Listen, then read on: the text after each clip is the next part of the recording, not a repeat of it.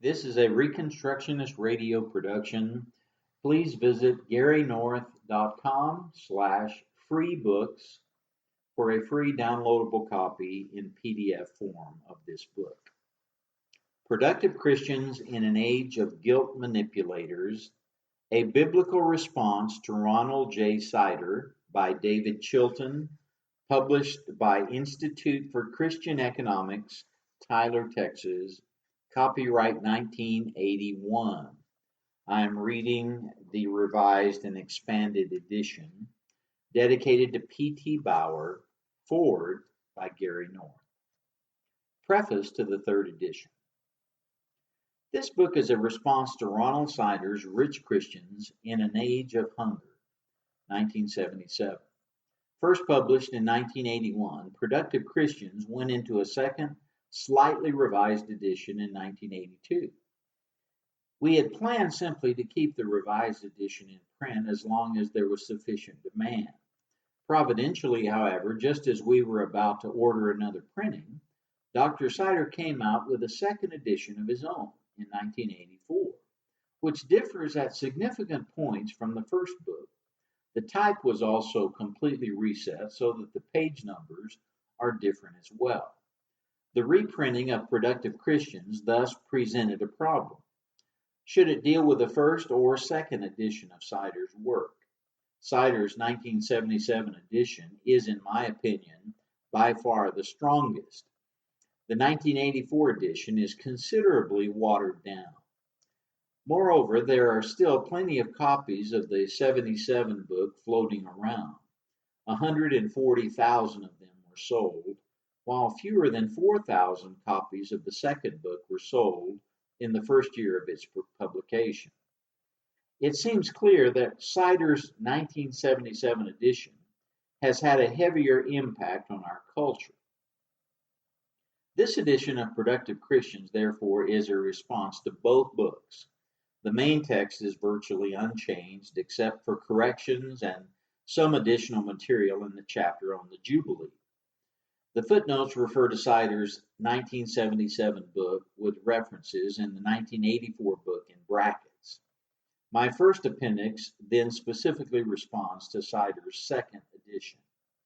My main problem in writing the appendix was the task of keeping it down to a manageable length. There has been a veritable information explosion in recent years supporting my free market thesis and refuting Sider's socialistic position. It has been almost impossible to keep up with the growing mountain of material chronicling the rapidly increasing failures of socialism in every area and demonstrating the superiority of the unhampered market order in meeting the needs of the masses. To see what I mean, go to my footnotes and bibliography and just count the number of books published since 1981 when my first edition was published. The material is so vast that I easily could have written another complete book refuting Sider using this new information alone. In fact, it can fairly be said that the appendix number 1 could not have been written until now. One of the most important of these new works is Charles Murray's Losing Ground, American Social Policy, 1950 to 1980, Basic Books, 1984, which conclusively demonstrates that the very policies which Ron Sider advocates have actually increased poverty and suffering in America. Murray's landmark work is an outstanding indictment of our misguided welfare policies. In this area, as in so many others, humanism has shown itself to be hopelessly bankrupt. Our national social policy must return to the biblical blueprints. There is no other choice left. The same is true for policy in the so-called Third World. There too, the programs such as land reform proposed by Dr. Sider have proved to be colossal failures. The most blatant recent example certainly is the famine in Ethiopia, which first received widespread attention in the fall of 1984. While some have attempted to blame capitalism and the West for this terrible mass starvation, the fact is that Ethiopia is virtually a textbook case of what unbridled socialism can accomplish.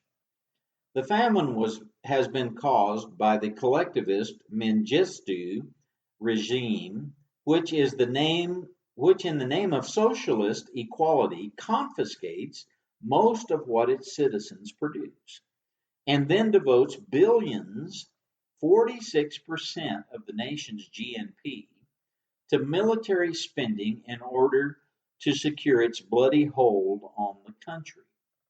Socialism is in effect the politicizing of every area of life, a condition which cannot be accomplished without numerous acts of violence and terror by the government against its own people. Ethiopia is no exception. In fact, the severity of the famine has been deliberately increased by the state and used as a weapon to force the people into submission. It is to a large degree a planned famine, a calculated, intentional matter of government policy. Provident farmers who attempted to store food from good harvest for future seasons of drought have been charged with capitalist accumulation and executed for treason against socialist ideals. There is probably no nation on earth whose government is so slavishly devoted to the Soviet Union and its collectivist agricultural policies. Mengistu's socialist tyranny has triggered patriotic insurrections against his regime in at least 12 of Ethiopia's 14 provinces. See Appendix 5. In striking contrast to the let them eat ideology approach of Sider and Mengistu has been the work of a man who is, without a doubt, the most eminent economist working today on the issues of the Third World, foreign aid, and the economics of development, the Christian scholar Lord Peter T. Bauer of the London School of Economics. Bauer is the author of several books, all of which are absolutely indispensable for any in-depth study of development. Descent on Development, Harvard, 1971-1976. Equality, the Third World and Economic Delusion, Harvard, 1981. And Reality and Rhetoric, Harvard, 1984. In a field clouded with muddled thinking, vague rhetoric, and often downright crackpottery, his straightforward style and refreshingly clear-headedness are not only welcome but positively astounding. He is perhaps best known and most resented for his stubborn insistence that the canons of economics and a good deal of common sense should be applied to development economics, that the study of development is simply an extension of the study of economics and operates by the same rules. The present book would not have been possible without Lord Bauer's path-breaking and courageous research. It is my firm conviction that when, I do not say if, the currently less productive nations of the world ascend out of poverty, they will in no small measure have the writings of P.T. Bauer to thank for it. I have therefore dedicated this, the final edition of Productive Christians, to him. I also wish to thank my wife, Darlene, for her loving encouragement and wise counsel throughout the writing of this book and for her gracious assistance in its preparation. Her worth is far above jewels. Proverbs 30, verse 10. The Reconstructionist Radio Podcast Network brings to you a complete lineup of podcasts where you will hear practical and tactical theology. Our desire is not simply that you consume our shows, but that you also live out your faith in every area of life. We can talk all day long about these things, but if we fail to put them into practice, then we fail as ambassadors of Jesus Christ our King.